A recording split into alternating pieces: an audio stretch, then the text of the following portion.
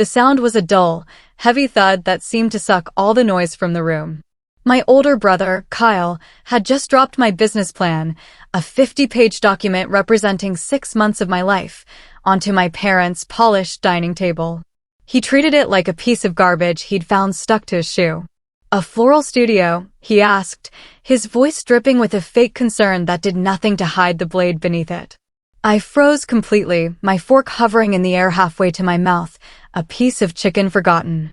This dinner was supposed to celebrate my college graduation, but Kyle, as usual, had seized the moment to make it about himself and his opinions.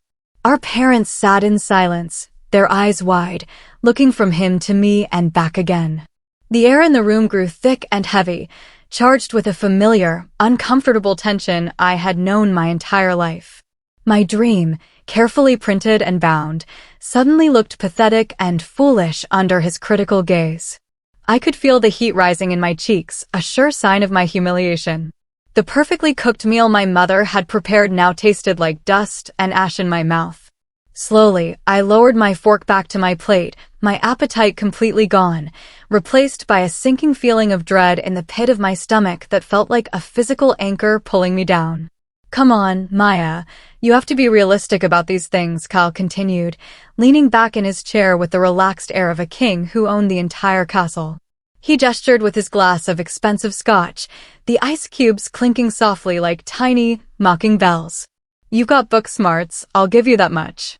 You graduated with good grades. But you have zero resilience. Absolutely no street smarts. This little hobby you have here." He waved his hand dismissively over my business plan, the pages splaying awkwardly. "It's a nice fantasy. But you'll be bankrupt in a year. Maybe even less. And then what? You'll come crying to me, asking for a real job at my company, and I'll have to clean up your mess." He took a slow, deliberate sip of his drink, his eyes locked on mine, a smug, self-satisfied smile firmly in place. I glanced desperately at my parents, hoping one of them would tell him to stop, to defend me. But my mother just looked pained, and my father was nodding his head slowly, as if Kyle was delivering some difficult but necessary truth. Their silence in that moment felt like the deepest kind of betrayal, a confirmation of my deepest insecurities. My mother finally found her voice, her hand fluttering nervously to her throat like a wounded bird. "Kyle, please, that's enough. Don't be so harsh with your sister." But my father, his brow furrowed in thought, added his own weight to Kyle's argument. "He's not entirely wrong, sweetheart. The business world is a risky, unforgiving place. It's not for the faint of heart. It chews up dreamers and spits them out."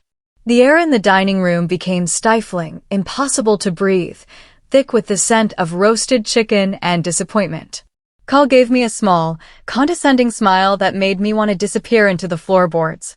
"You'll never be truly successful without me, Maya," he said, his tone final, as if stating an obvious, universal law. "It's just a fact of life. You're just not built for it like I am." Those words, delivered with such casual certainty, landed like a series of physical punches, each one stealing more of my air. I had spent my whole life hearing that I wasn't as tough, as smart, or as capable as him, but this was the most direct and brutal assessment yet. My name is Maya. And in that single, devastating moment at our family dinner table, I felt the beautiful, hopeful future I had envisioned for myself shatter into a million sharp, painful pieces. I did not cry. I did not scream or yell or try to argue my case.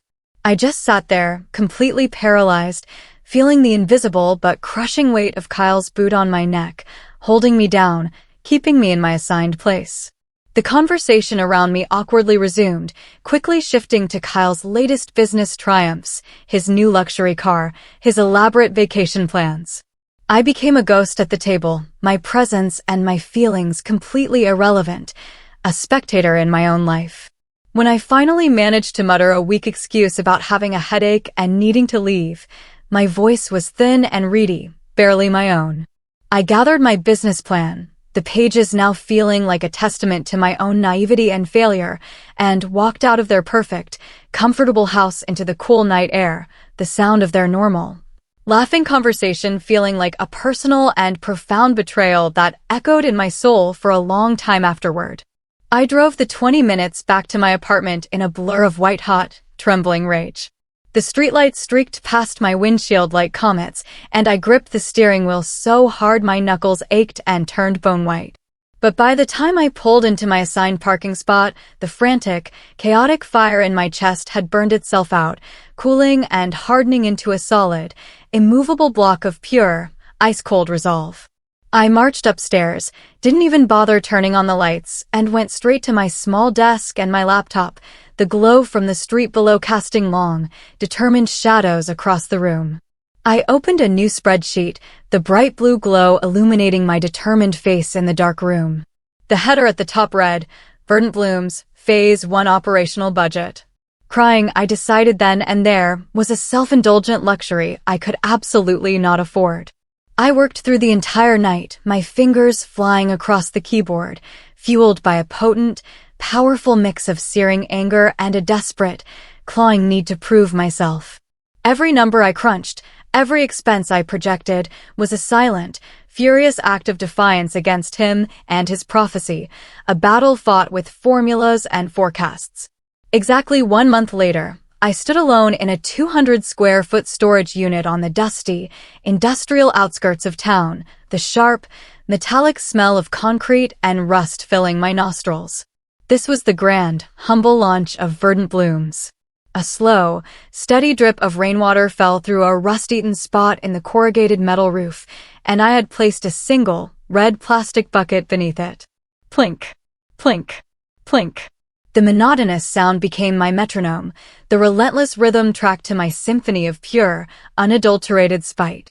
I had poured my entire life savings, every last dollar, into wholesale flowers, basic floral foam, clippers, and a loud, second-hand industrial cooler that hummed obnoxiously in the corner. My small, reliable sedan was now a full-time delivery vehicle, often filled with the sweet, hopeful scent of blossoms that contrasted sharply with the grim, gritty reality of my surroundings. This damp, dim cube was the foundation upon which I would build my empire or die trying. The first bunches of carnations and eucalyptus waited in their buckets, a silent, hopeful audience to my ambitious, terrifying beginning. The first year was a brutal, soul-grinding marathon of exhaustion that wore me down to the very bone. I existed on a bleak diet of peanut butter sandwiches and the cheapest instant coffee I could find, my stomach a constant, acidic knot of stress and caffeine. My social life vanished entirely. My only regular human interaction was with the various delivery drivers who came and went, their brief, impersonal hellos my only conversation.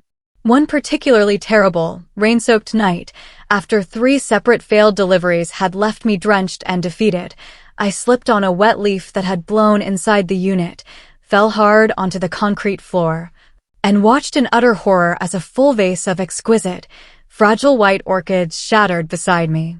I sat there for a long time, surrounded by glittering shards of glass and the heartbreaking sight of broken, dying flowers, and finally, I broke.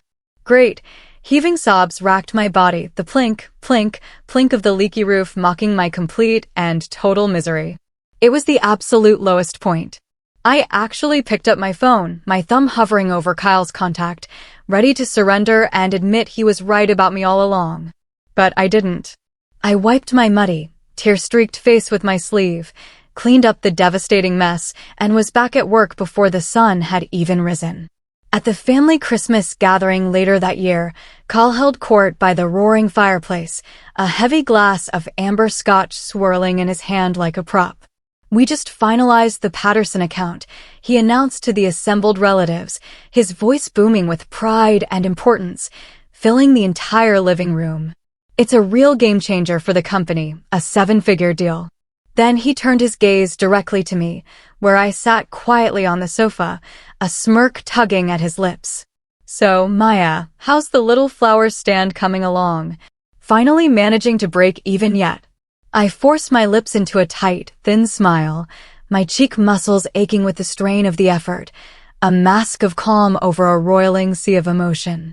It's growing, I said, my voice miraculously steady and calm. Inside, I was screaming. He had no idea about the leaky roof, the shattered orchids, the endless 90-hour weeks, the constant, gnawing fear of failure that was my constant companion. To him, my life's work, my passion, was still just a cute, frivolous hobby for a silly little girl. My parents looked at him with such naked admiration, and I felt a fresh, cold wave of isolation wash over me, chilling me to the bone despite the fire's heat. My big, career-making break came from a place of sheer, exhausted desperation, at a moment when I was closest to giving up. As a personal favor, I had created a small, intricate free floral installation for the grand opening of a friend's new coffee shop, using the last of my good flowers as a final, hopeful gamble. A woman named Brenda, dressed in a sharp, minimalist black suit, studied my work for a full 10 minutes without uttering a single word, her expression unreadable. Before she left, she placed a crisp, white business card on the counter next to the cash register. My hands trembled slightly as I picked it up, the thick, textured paper feeling heavy with possibility. She was the head of interior design for Aura Hotels, a prestigious and rapidly expanding boutique luxury chain known throughout the region for its impeccable, stunning aesthetics. My breath caught in my throat. This was not just another potential client. It felt like a sign, a potential lifeline thrown directly into my stormy sea. I spent the next 3 days obsessively preparing for our call, rehearsing my pitch in the mirror until the words felt natural, confident, and compelling, my heart pounding a frantic rhythm of hope. The initial meeting with Brenda took place in a stark, beautifully minimalist white conference room high above the bustling city streets, the world reduced to tiny, silent moving dots below. "Your work has a soul," she stated bluntly the moment we sat down, her eyes sharp, intelligent, and missing nothing, seeming to look right through me. "It's not just an arrangement of flowers, it's emotion. It tells a story." Our previous contractor for permanent live installations was inflexible. His team lacked the creative vision and genuine passion we require for our brand. Then, without any further discussion, she slid a single document across the gleaming surface of the table. It was a service contract for the flagship Aura Hotel downtown. The value of the initial project made my head spin. It was more than double my entire revenue from the previous grueling year.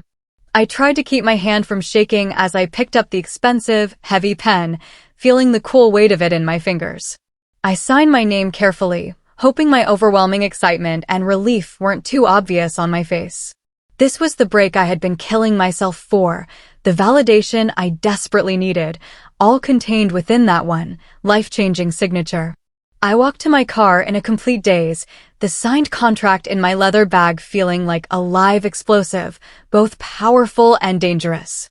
My mind kept circling back, again and again, to Brenda's offhand comment, "Previous contractor." A quick, discreet inquiry to an industry contact the next day confirmed my wildest suspicion. The inflexible contractor with no vision was none other than Kyle. My success, my salvation, was literally being built on the solid foundation of his failure. The poetic, brutal justice of it was almost terrifying in its perfection, a twist of fate I could never have invented. I sat in my driver's seat for a long time, not knowing whether to laugh hysterically or burst into tears of relief, the steering wheel cool beneath my trembling hands. All his boasting, all his condescension, and he had lost a major, prestigious client because he was fundamentally inadequate. I knew I could never, ever tell him. This knowledge was my most powerful secret, a private victory that warmed me from the inside out during the toughest days, a hidden flame of triumph. I threw myself into the Aura Hotel project with every single ounce of my being, my soul, and my energy, letting it consume me completely in the best way possible. I worked relentless 20-hour days, my hands becoming raw and calloused, my back a constant, throbbing ache that I learned to ignore. But for the first time since starting this difficult journey, I felt genuinely powerful, truly capable, and strong in a way I had never known, a deep-seated confidence beginning to bloom where doubt had once festered. The day we installed the breathtaking, 10-foot-tall living wall of greenery and flowers in the hotel's grand, marble lobby, Brenda stood beside me, silent for a long, appreciative moment before speaking, her gaze taking in every leaf and petal. "You've exceeded every single one of our expectations, Maya," she said simply, a rare smile touching her lips. It was, without a doubt, the proudest moment of my entire life. I stood back, looking at the vibrant, breathing piece of living art I had conceived and created. I had done that. Not Kyle. Me. The woman he was so sure would fail had just delivered a masterpiece that left the entire hotel staff in awe. The substantial, timely payment from the completed Aura project finally allowed me to make a leap I had only ever dreamed of, a transition that felt both thrilling and surreal. I moved Verdant Blooms out of the dismal, depressing storage unit and into a bright, beautiful, street-level studio in a trendy, up-and-coming neighborhood, with large windows that flooded the space with natural light. The day the professional crew installed my new, custom-made sign, Verdant Blooms in elegant, matte gold lettering against a deep forest green. Background, I stood across the busy street and just watched it gleam and shimmer in the bright afternoon sun, my heart swelling with a pride so fierce it brought tears to my eyes. The memory of the leaky, dusty storage unit with its constant, maddening plink, plink, plink felt like a lifetime ago, a bad dream I had finally, blessedly woken up from. I ran my hands over the smooth, new work tables, inhaled the clean, inspiring sense of fresh paint and lush, beautiful flowers, and felt a profound, deep sense of peace and accomplishment settle over me. This was real. This was tangible, visible success that anyone walking by could see and admire. Through the constant, buzzing family gossip network, I heard whispered rumors that Kyle's company was undergoing a major restructuring, a polite word for a sinking ship. My mother called me one evening, her voice hushed with dramatic worry, as if the walls themselves were listening. "He's had to let some of his people go," she whispered, as if sharing a dangerous state secret. "It's so hard for him, you know. The pressure is just immense. He's carrying so much on his shoulders." There was no mention of my beautiful new studio, no congratulations on landing the prestigious Aura account that was the talk of the local design scene. The family narrative remained stubbornly, frustratingly fixed. Kyle's struggles were epic, Shakespearean dramas, while my achievements were silent, unnoticed footnotes in the story of our family.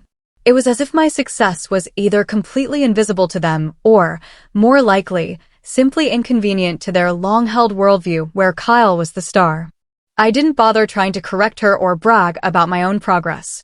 I just listened quietly, hung up, and went back to my work, my satisfaction growing with every new client we impressed, building my own legacy, one arrangement at a time.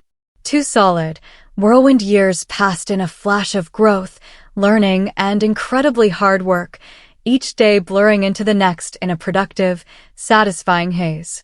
Verdant Blooms became a respected, sought-after name in the local and regional design scene, known for our innovative, artistic installations and our impeccable, reliable service.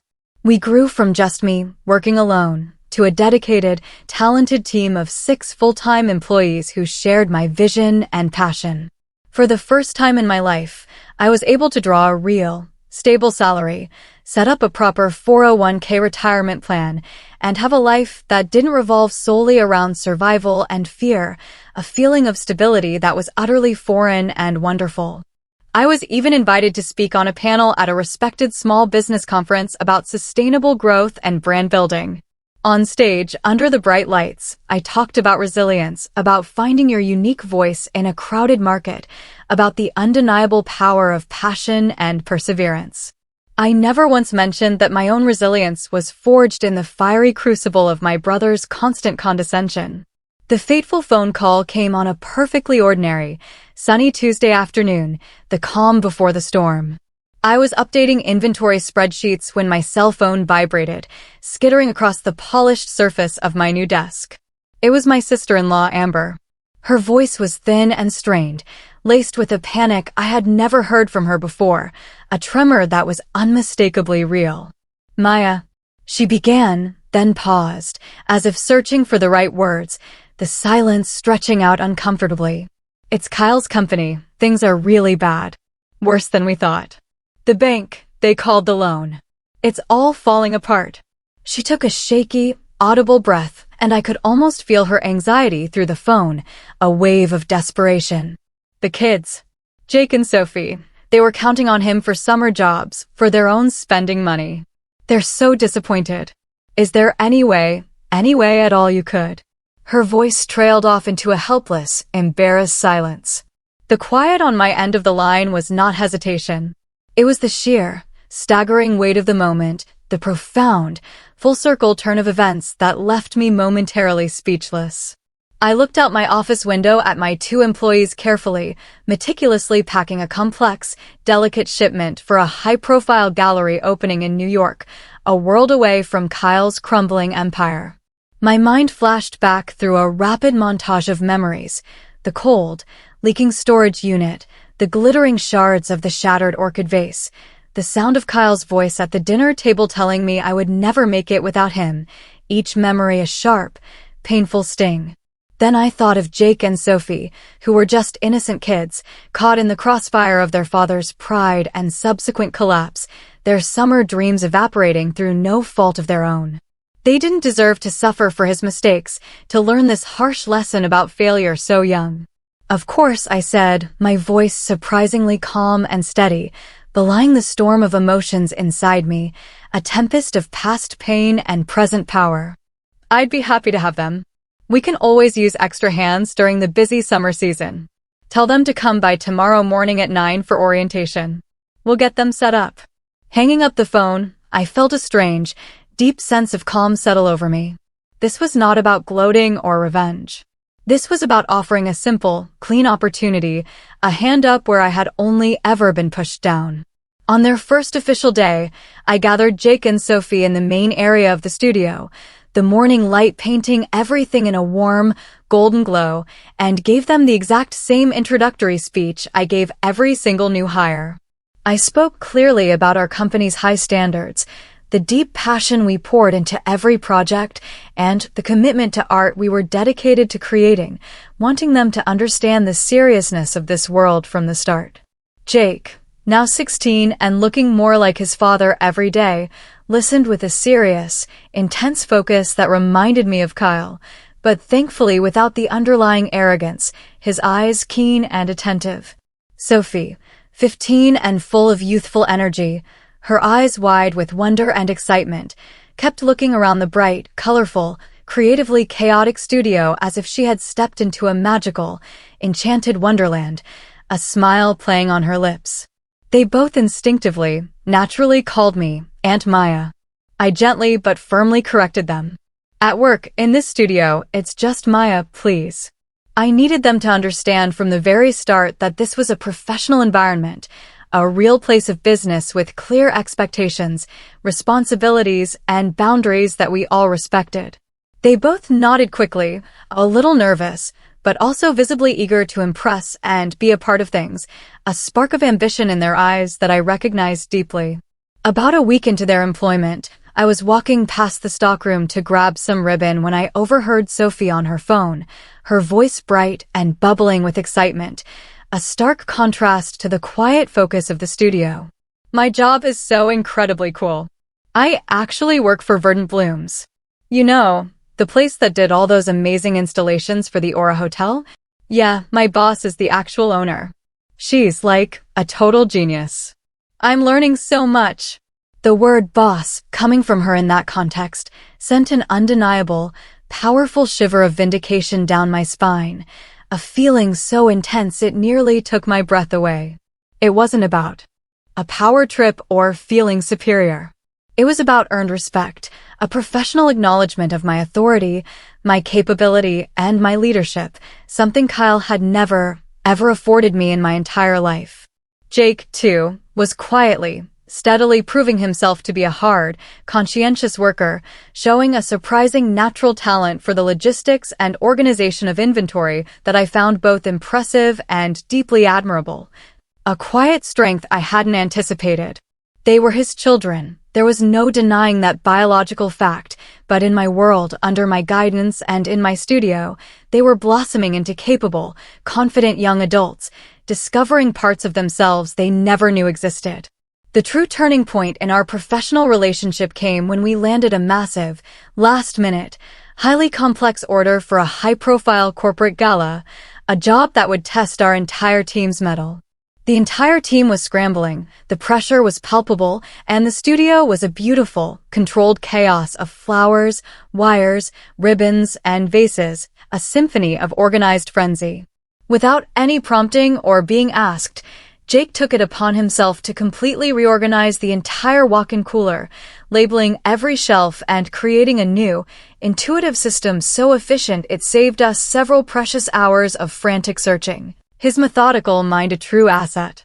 Sophie, noticing I was quietly struggling with the spatial layout for the main entrance display, quietly sketched an alternative, innovative design on her tablet that was not only more beautiful but also brilliantly solved the problem I had been staring at for an hour, her creative spark shining through.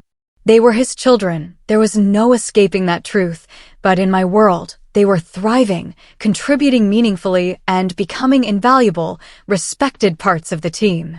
I made sure to praise them both sincerely and publicly in front of everyone during our end-of-day debrief, and their proud smiles were worth more than any payment, a reward that filled my own heart with joy. One evening, about a month into their summer jobs, Kyle was forced to pick them up after work when Amber's car was in the shop, an errand I knew would be pure torture for him. I saw his once proud SUV idling at the curb outside the studio for a full 5 minutes, as if he was gathering the courage or mustering the will to face me and the physical proof of my success, a fortress he had sworn I could never build. He finally emerged and walked slowly, hesitantly to the door, his shoulders visibly slumped, his eyes initially fixed on the pavement, unable to bring himself to look at the vibrant, living success that surrounded him, a world he had been ejected from. He saw Jake confidently directing a floral delivery driver, speaking with an assurance and competence beyond his years, a young man coming into his own. He saw Sophie, her brow furrowed in deep concentration, meticulously, skillfully wiring a complex, cascading bridal bouquet that was a miniature work of art, her hands creating beauty. He saw his own children, proud, capable, and thriving inside the very kingdom he had told me, with absolute certainty, I could never, ever build. He stood there in the doorway, a stranger on the threshold of everything he had mocked and belittled. I didn't go to greet him. I let him stand there and absorb it all, let the reality of my achievement sink in slowly and completely, a silent, powerful lesson. "Dad," Sophie exclaimed, looking up from her work with a beaming, genuinely proud smile when she noticed him standing there, her face alight with accomplishment. "You're never going to believe it. We just officially landed the account for the new waterfront museum. It's huge. It's all over the industry news feeds. It's the biggest contract we've ever gotten."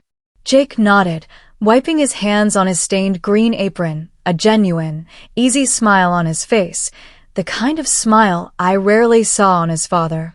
"Yeah, it's completely insane. This place is like a rocket ship right now. It's so cool to actually be a part of it, to see it happen."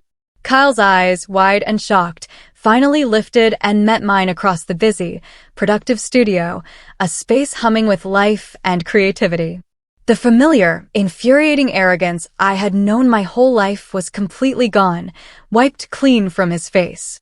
It had been replaced by a hollow, devastating, profound understanding that seemed to age him 10 years in an instant, the truth finally too heavy to bear. He saw the undeniable, irrefutable proof all around him, the bustling, successful studio, the respected brand name, his own children looking at me not as a failed aunt, but as a leader, a mentor, a boss they clearly admired and respected. He didn't speak. Not a single word passed his lips. No excuses, no sarcastic remarks, no backhanded compliments meant to diminish my victory.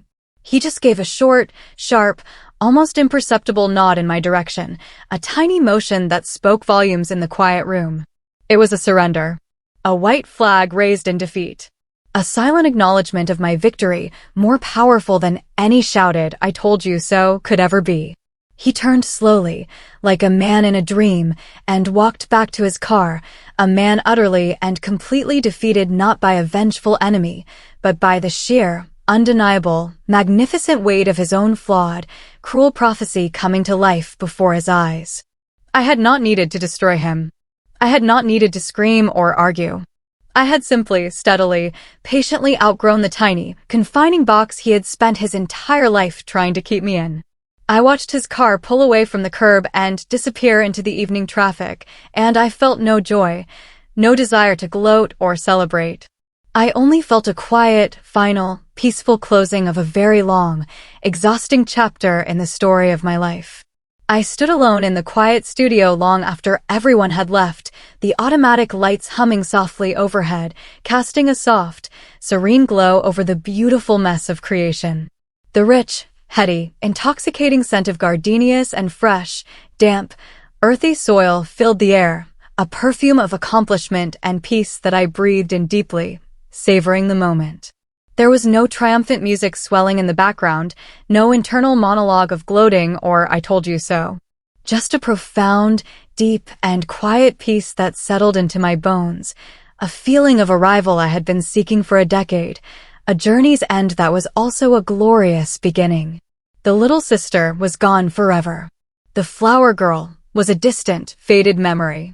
In her place stood a woman who had built her own table, from her own dreams and sweat and tears, and now commanded a seat of genuine respect that could not be given or taken away by anyone else. I looked around at the beautiful, creative, joyful chaos of my life's work, the scattered petals, the buckets of water, the sketches on the walls. I realized then that the greatest success wasn't the business itself, nor the money in the bank. It was the blessed, beautiful silence, finally, in my own mind. He was wrong. About everything. About my talent, my resilience, my strength, and my future. And I never had to say a single word to him to make him see it. The evidence was all around, living and breathing, more eloquent than any argument I could have ever mounted. It was in the gleaming studio, the loyal and talented team, the industry accolades, and most powerfully and poignantly, in the proud, capable faces of his own children, who now confidently called me their boss, their mentor, their guide. My revenge was not a dramatic, explosive confrontation. It was a life well lived, a dream stubbornly pursued, and a success built patiently, brick by brick, with my own two hands, despite his cruel prediction. And as I turned off the bright lights and locked the studio door for the night, stepping out into the quiet evening, I knew, with an absolute, unshakable certainty that resonated in my very soul, that I had never needed him at all. I was, and always had been, completely and utterly enough. The story was over, and I had written the final, perfect, satisfying ending myself, not with his words, but with my actions, my perseverance, and my unwavering belief in myself when no one else had any.